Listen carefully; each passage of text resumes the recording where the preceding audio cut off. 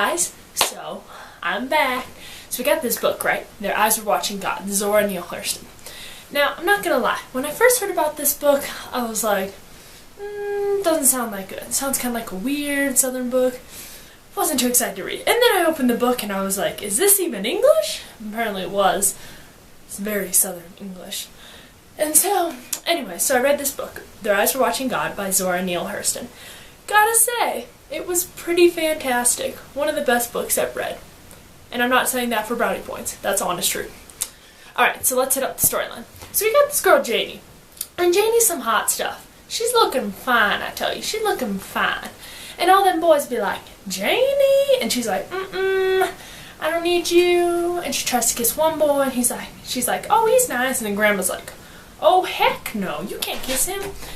And so Janie's grandma would be like, girl, we gotta get you a man. And so Janie gotta listen to her grandma because her grandma done gone and raised her. Her mama gone run off with some low-class scum. And so Janie's gotta listen to her grandma. So, back to Grandma. Grandma's gonna find her a man. And she find this fine fella Logan. Except the problem with Logan is he's old. And he's ugly. And he's real dull. Not exactly romance. And Janie's like, what? He's dull. He is real dull. But anyways, when Grandma says so, you can't say no, because Grandma's gonna whip your hide if you don't obey. So, Logan and Janie get hitched. And boy, is he rough. Is it rough? Woman, get in the kitchen. Woman, make better food. Woman, help me out here. Woman, chop the wood. Woman, clean the vegetables. Woman, do everything, basically. Just do everything, why don't you? Heck, why should I do anything? I'm a man. So, she's a workhorse for Logan. And that's not cool. Janie was not okay with that because she's young. She wants love. She wants romance. And Logan, not offering that. So, she don't want to make sandwiches for no old fool. Okay? Not okay. So then comes this smooth-talking, greaseback-haired Joe Starks. She's like, he's kind of fine. He's kind of fine. And he got the moves, baby. He's giving her little wings. He's all flirty. And Janie's like, heck yeah, some romance here, finally. And he's got an even cute little nickname, Jody. And Janie's like, oh, heck no, Farmer Logan. Oh, heck no, we's done here. I'm not staying with you. So she runs off with that Jody boy. And boy, oh boy, does Jody got them big plans. He's a big talker. He talks about everything. He wants to be somebody. He's going places. And he's taking Janie with him. So Jody and Janie run off to Eatonville, where Jody decides he's going to be the big shot. He becomes the head. He buys land, he starts a store, and baby, he's rolling in that dough. It's raining. And Janie's like, yeah, that's my man. That's not your man. That's my man. And Eatonville becomes super dope, and everybody's super happy about that, and it's really cool. And then Jody starts to get a little crazy.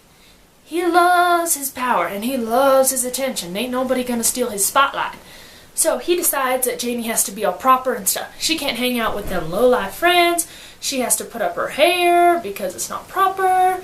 And all the boys like her hair because it's pretty. And she's the mayor's wife. And so she needs to do things right. And Janie's not okay with that. And then, one time, when the town's people ask her to give a speech, they're like, hey, Janie, give us a speech. Tell us what you think. And he's like, oh, heck no, I didn't marry her to give speeches. She's just here for looks. She's basically his trophy wife. And she's like, what you telling me? So Janie's a little offended by that. So he starts turning all alpha male. And Janie's like, oh, crap, another crappy relationship. So, Jody, he keeps getting stricter and stricter. And when he tells her to wear that headcloth, he tells her to start working in the store. He wants his meals on time. He doesn't want anybody looking at her, nobody touching her. He just wants him for him and him alone. And so Janie starts getting mad, I tell you. She starts to run away, but she's got nowhere to go. And then right then, Jody slaps her in front of everyone. Not cool. So she starts to hate Jody. And she's like, oh, no, you didn't. No, you didn't. Oh, you did, though. She's like, all right, I gotta get away. So, the thing with Janie, though she wants to get away, she stays with him. She stays with him for some 20 years. You gotta give it to her. He was half crazy, half power crazy, everything, and she stayed with him.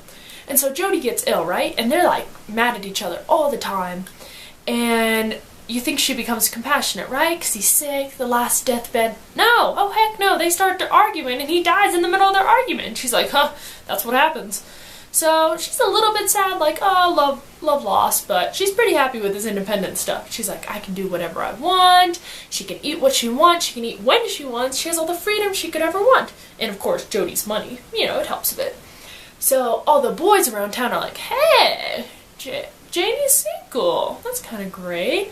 And she's like, no, I just got out of crappy marriage, had one before, not interested.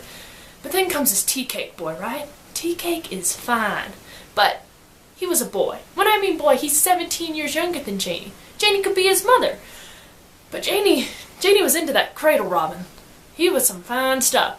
So anyway, these two fall in love. He's chill, she feels safe and free, and it's a good relationship. So 9 months after Jodie dies, they get hitched.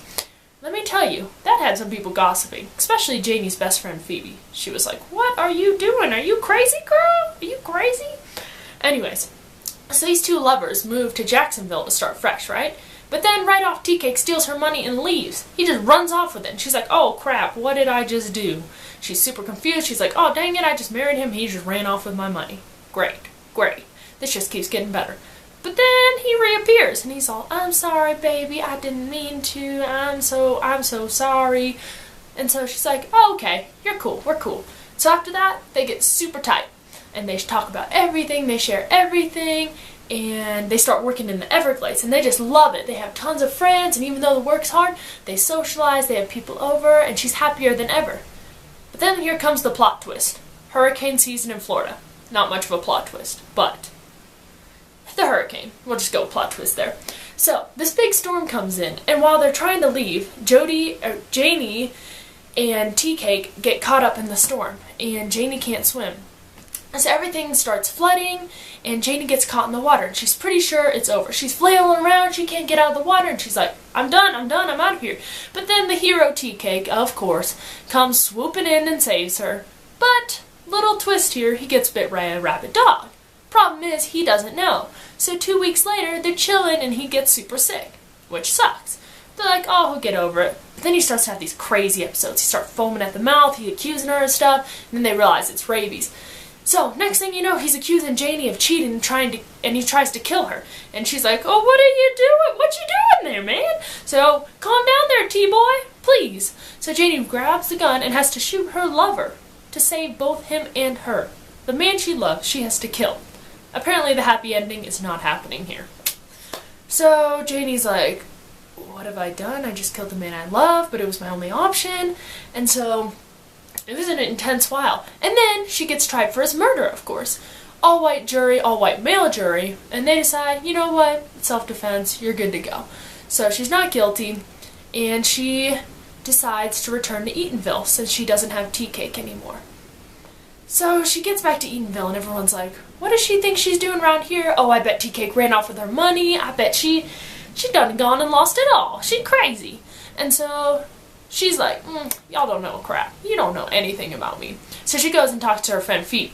And Phoebe is like, holy crap, you've just gone through a ton of stuff. So Phoebe understands, and she thinks she's incredible for going through all that. And so Janie's there, and she chills out, and she comes to peace with Tea Cake's death. It's kind of like a microscopic happy ending. Even though she has to kill her lover, in the end, it all works out, and she feels good about it. She's okay. Not good about it. That was wrong. But she comes to terms with it. So there you go. That's Their Eyes Were Watching God. Now let's go hit the analysis.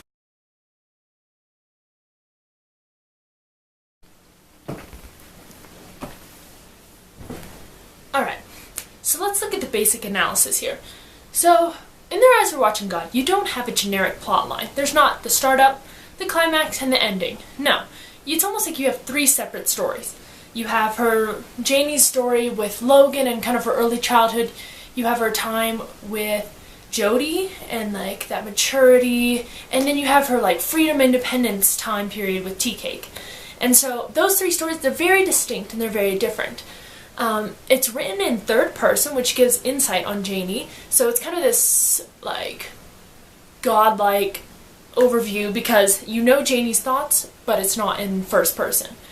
And the genre really classifies as a coming-of-age sort of story. It talks about her, you know, going through this whole love and romance that she wasn't quite ready for, a marriage that she wasn't ready for, and just how she develops as a person, how she matures. And then the tone is celebratory in a way, because she has this, like, she finally finds the love that she wanted for so long, that love that she deserved in a way. But at the same time, it's a very sympathetic tone. You understand the struggles of this black woman, of someone who's oppressed in society, of someone who doesn't have a lot of options or a lot of places that she can go. And so, and to do that, also, the author, Zora Neale Hurston, writes in a very down-to-earth tone. Definitely uses a lot of colloquialisms, a lot of expressions, and a lot of the writing, if you read it, is not spelled in normal ways, such as I is spelled A-H. Ah. It's kind of weird. Anyway, so that really gives you the tone. Alright, so let's have a look at the title now. Now the title, if you think about it, Their Eyes Were Watching God. It seems kind of random, perhaps religious, but you don't really understand fully the title. Now one website I read said this, and I thought it was a very interesting thought. It said, in the title, Hurston, in many ways, accuses African Americans of looking to Caucasians to learn what their future holds. The black community questions God only after they realize that the white people can't give them the answer.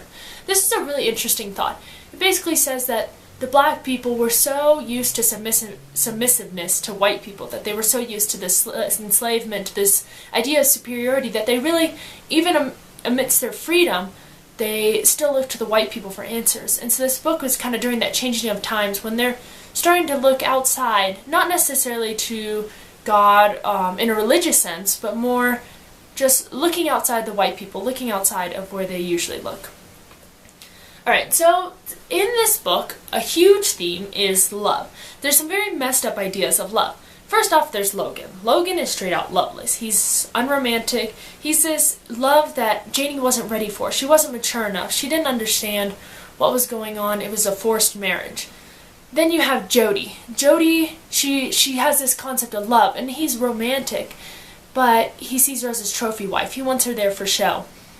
And Jody also plays the character of dominance. He wants that submissiveness. He wants to be the man. And so this is another type of relationship where the man dominates and suppresses the woman. And then lastly you have Tea Cake. He represents kind of a third sort of relationship where there's this cheating, whereas there's this sneakiness as he runs off with Janie's money, and she's like, what did I just do? And so he represents that, but in the end, they reconcile, and they have this wonderful marriage where they work together, they have good friends, they just work together really well. But then there's, of course, the irony of the story where she has to kill her only true love. So there's really can't be that happy ending. So another thing is some symbols, motifs, etc. One of the biggest ones is the head rags. Jody makes Janie wear these head rags after they get in this major fight because he doesn't want the men looking at her, and it's also the symbol of submissiveness. It covers her beauty, it covers her power, her intelligence, her individuality. She becomes just like one of the others, and she doesn't have that distinguished hair, that distinguished look, that distinguished superiority. Instead, she's just submitted under her husband, just like every other woman. And then another idea is the hurricane. The hurricane represents the fury of life, the unpredictability, the chaos, all these different things that kind of represent life. These things that could be taken so quickly, that love that Janie wanted so badly, she finally got, and then this hurricane came and took her out, took all of it away. If the hurricane hadn't come, Jody wouldn't have, or Tea Cake wouldn't have gotten bit, and they could have continued living together.